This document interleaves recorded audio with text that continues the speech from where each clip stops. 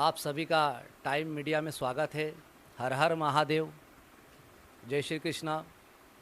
आज हम सभी ये जो होली महापर्व आ रहा है, इसकी सभी को मेरी तरफ से बहुत सारी हार्दिक शुभकामनाएं। ये होली का पर्व आपके जीवन में सुख समृद्धि आनंद और जीवन में हर्ष उल्लास और उमंग को भर दे। आज हम यहाँ पर होली पर भी कुछ ज्योतिषी संबंधित कुछ उपाय, कुछ ग्रह पीड़ा बाधा, वास्तु दोष की बाधा को कैसे दूर करें, उसके बारे में आइए हम चर्चा करते हैं। जिस प्रकार से हमारे सनातन धर्म में, हिंदू महापर्व में जो महत्वपूर्ण त्यौहार होते हैं, होली है, दिवाली है, नवरात्रि है, इसी प्रकार से जैसे नवरात्रि में की जो रात्रियाँ होती है उसे सिद्ध रात्रियाँ कहा जाता है। शिवरात्रि को भी, इसके बाद में दीपावली की रात्रियों को, होली की रात्रियों को सिद्धि रात्रि, महारात्रि और होली की रात्रियों को दारुण रात्रि की संज्ञा दी गई है। अब हम यहाँ पर चर्चा करते हैं होला अष्टक और होली के बारे में। देखिए, शुक्ल पक्ष फाल्गुन की अष्टमी से अभी होला अष्टक चल रहा था, जो फाल्गुन शुक्ल पक्ष की पूर्णिमा, जिस दिन हम होली का पूजन करते हैं, उस दिन तक होला अष्टक माना गया है। अब होला अष्टक में कहा जाता है कि कोई भी मंगल कर्म, शुभ कर्म, मांगलिक कार्य, आकर्षण से जुड़े कार्य नहीं होते हैं। क्यों नहीं होते हैं, उसके पीछे भी कुछ हमारी इतिहास की, शास्त्रों की और पुराणों की कुछ मान्यताएं विद्यमान है। ऐसा कहा जाता है कि भगवान नारायण के परम भक्त जो प्रहलाद जी थे, उनको उनके पिता हिरण्यकश्यप द्वारा इन 8 दिनों तक कई प्रकार की यातनाएं दी गई थी और भगवान का भक्त होने के कारण उन्हें काफ़ी कष्ट और परेशानियां मिली। और होली के दिन होलिका दहन के साथ भक्त प्रहलाद के सारे कष्ट भगवान विष्णु की कृपा से दूर हुए थे। और दूसरी कथा आती है कि फाल्गुन शुक्ल पक्ष की जो अष्टमी है, उस दिन कामदेव जो आकर्षण के देवता है, उनको महादेव के द्वारा भस्म कर दिया गया था क्रोध के कारण। और भगवान जो कामदेव थे वो आकर्षण के देवता माने गए।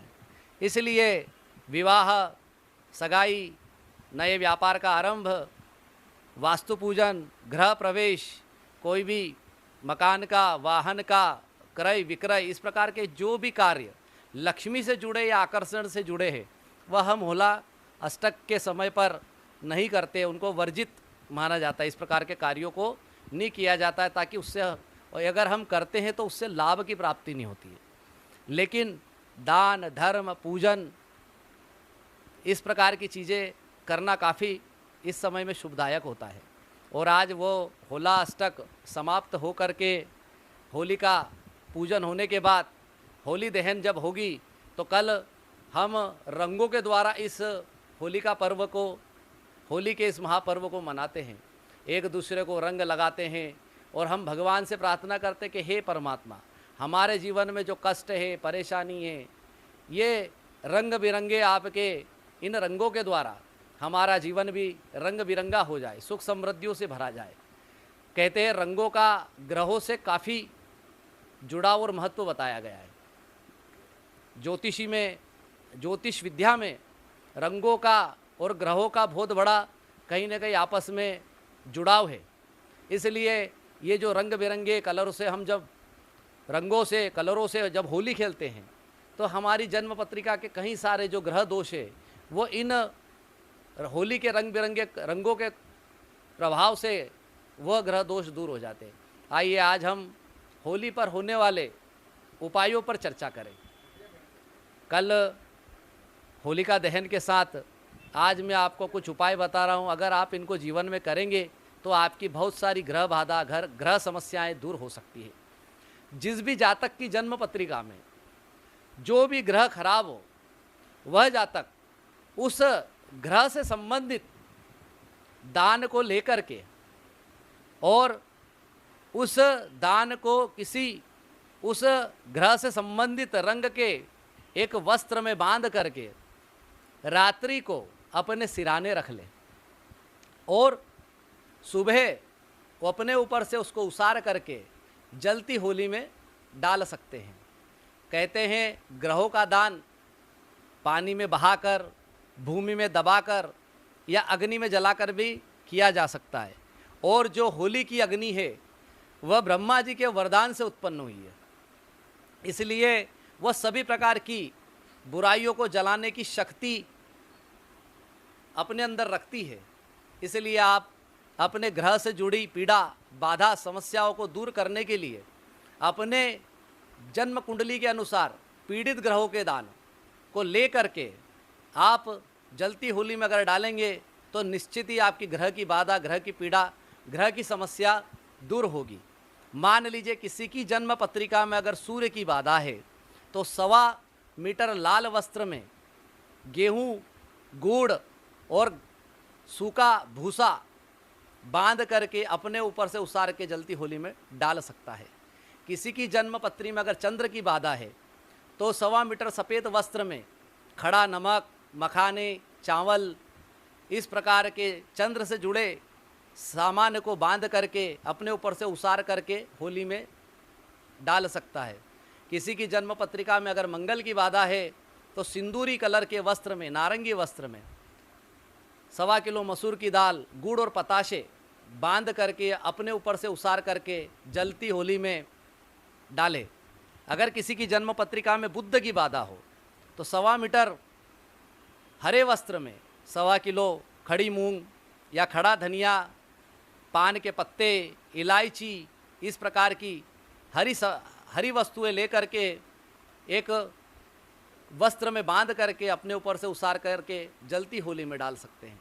किसी की जन्म पत्रिका में अगर बृहस्पति की बाधा हो तो 1.25 मीटर पीले वस्त्र में 1.25 किलो चने की दाल, गुड़ और पीला फल, पीले फूल, इस प्रकार की जो भी पीली वस्तु है जो बृहस्पति से जुड़ी हुई है उसको रख करके अपने ऊपर से उसार करके होली में डाल सकते हैं।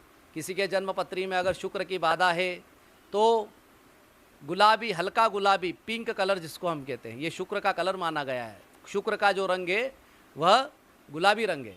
तो गुलाबी वस्त्र में 1.25 किलो सफ़ेद ज्वार, इत्र, इस प्रकार की चीज़ें बांध करके अपने ऊपर से उसार करके जलती होली में आप डाल सकते हैं।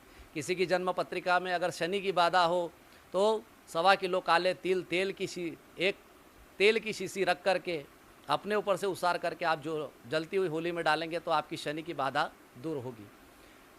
राहु के लिए 1.25 किलो कोयला, अगर कोयला उपलब्ध ना हो तो आप जो भी ले सकते हैं, एक काले वस्त्र में रख करके अपने ऊपर से उसार करके जलती होली में अगर आप डालेंगे तो आप राहु की पीड़ा से मुक्त होंगे।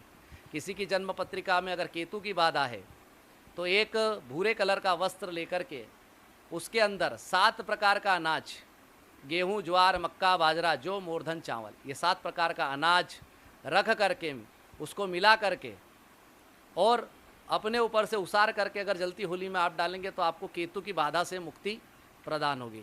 इस प्रकार से 9 ग्रहों के मैंने अलग अलग दान आपको बता दिए हैं। अगर आपकी भी जन्म पत्रिका में कोई ग्रह विशेष की बाधा हो, पीड़ा हो, समस्या हो तो आप इस प्रकार से अपने उस पीड़ादायक ग्रह का निवारण इस होली की अग्नि में कर सकते हैं और उस ग्रह से संबंधित दान को होली में डाल करके होली की 3 परिक्रमा करें और प्रार्थना करें कि हे ब्रह्मा के वरदान से उत्पन्न अग्नि, आपको मेरा प्रणाम है।